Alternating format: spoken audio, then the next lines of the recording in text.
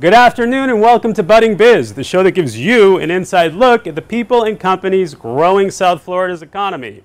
I'm standing in front of this office building because today we're going to interview Martin Cerda, president and founder of Encuesta, Inc., a Miami-based survey research company that focuses on the Hispanic market.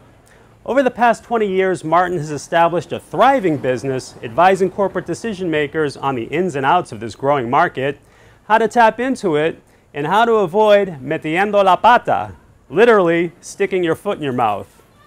During our show, you'll learn about how and why Martin decided to start his company, the challenges he's faced along the way, and the future for his industry as he sees it. So sit back, get comfortable, and enjoy the show. I went to Florida International University and I graduated in 1986.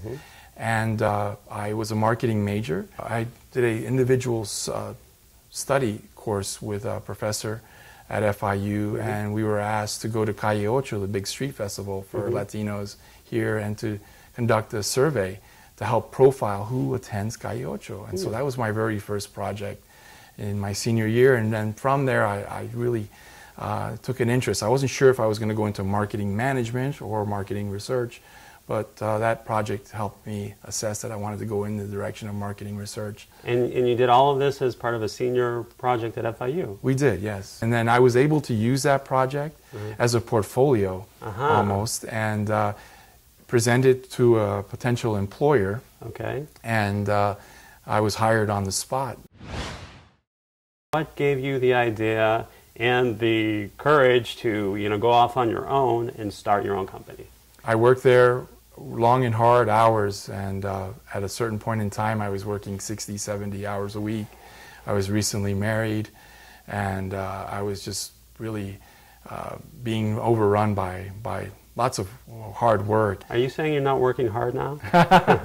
Well, in the beginning I sure ended up working harder, but I decided to do something smaller and on my own, and to be able to control the pace of my work, and also the types of projects that I would take on, and to also ensure that each and every project that I took on I did right, so that I would not damage or tarnish my image and reputation. Because in our industry, that's all we really have is trust.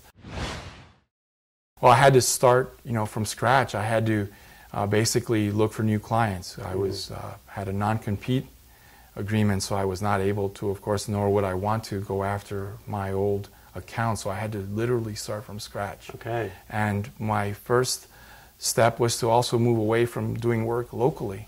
Miami is a very important market for the Hispanic consumer, not from a population standpoint, but there are a lot of advertising agencies and marketers here in town that are potential clients. But I had to go elsewhere, so I had to go to places like Texas or New York in order to reestablish myself. I see. And how did you get those clients? I mean, was it cold calling? Well, in the beginning, a lot of cold calling, yes. But initially, once we were able to win some projects, a lot of word of mouth took over. And in fact, I've prided myself in building my practice the way, say, an engineer or an architect builds their company. You do good work and you let it sell itself, and that's what we've done over the years. How does a relatively small company, how many people are working for your company? We have 13 full-time employees and a field staff of about 120 interviewers. Okay. So the way we compete is, well, first of all, we've been doing this for a long time, a lot longer than some of these companies have. They've only taken an interest in the Hispanic population in the last 5 or 10 years, and our company has a 20-year track record, and I have 23 years of experience, so that's helped me tremendously. But it's becoming harder and harder. These companies are becoming more and more savvy, and also as the rules of advertising and marketing change, and we need to keep pace, so that's harder for a small company like ours, but so far so good, and we're very blessed. You do everything in terms of the calling in-house. Aren't there competitors of yours that outsource that to, third parties? We decided in 1996 to bring all of our fieldwork in-house and all of our data processing, and we're quite advanced in terms of our in-house systems. So we made some good decisions a long time ago that have helped us stay at least current in terms of technology. The Hispanic market. Is there such a thing as the Hispanic market? in terms of a homogeneous, monolithic type of market? Or is it a bunch of mini markets, Cubans, Puerto Ricans, Dominicans, Mexicans? What do you think? There's no doubt that it's not one monolithic group. And in fact, something that we take a lot of pride in is our objective view of the Hispanic marketplace and the potential of the Hispanic consumer. Sometimes the population or the consumer group makes sense for some of our clients, and sometimes it does not. So we are very cautious about how we go about positioning ourselves in that area and how we approach each and every project. But people, looking at Hispanics from the outside, there's a tendency to, sort of group them together. And I imagine that it can be very useful for a marketer to, be able to market a product to a large demographic group like Hispanics. But I imagine that there's some pitfalls there because of the differences between Argentines and Mexicans, Cubans and Puerto Ricans. That's right. And so sometimes in that diversity, it becomes a challenge as much as we try to build synergies and try to group people all together. Most of our segmentation is not along the lines of nationality group, but rather in terms of some kind of business variable of interest, whether or not they're a user of their brand or category, and then we take it from there. In addition to the differences between nationality groups, isn't there a generational difference between Hispanics who have been here for some time and their children or newly arrived immigrants? Yes, there are definite differences, and the length of residency among foreign-born or U.S.-born Hispanics, that's one of the key variables that we often use in approaching our work. Also, acculturation level among those that perhaps immigrated to this country but many years ago, as they begin to adopt American culture into their lives, that also plays into how we view them as consumers. Is Miami an asset or a liability for a company like yours? It's an asset in that, of course, Miami is seen as an important media market for the Hispanic consumer. We only work in the U.S. Hispanic marketplace and in Puerto Rico, so we're not interested in Latin America, and that's been our focus from day one. But most interestingly, Miami is an interesting experiment, if you will, in terms of not only what the Hispanic marketplace was years ago, but what it's becoming and what it will be in the future on a national level.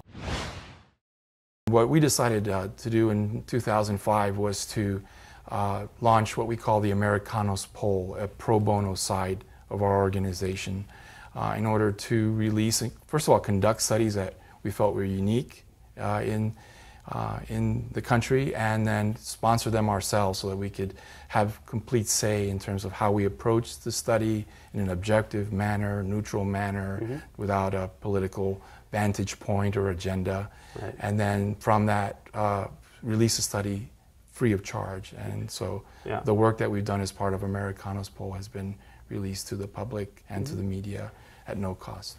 What were some of the most interesting findings of your polling?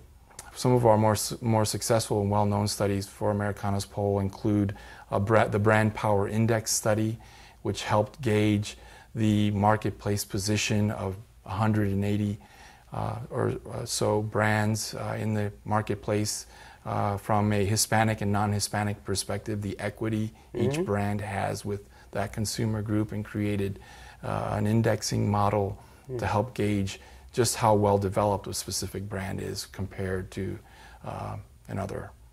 Were there some major differences between Hispanics and Anglos in terms of the brands that they identify with the ones that they like the most? A household staple brand like Betty Crocker, among Hispanics is just not as well known. So we quantified that exact difference using that study, and so that was an interesting study that had been done in the general population, but no one had taken a keen interest in the Hispanic consumer.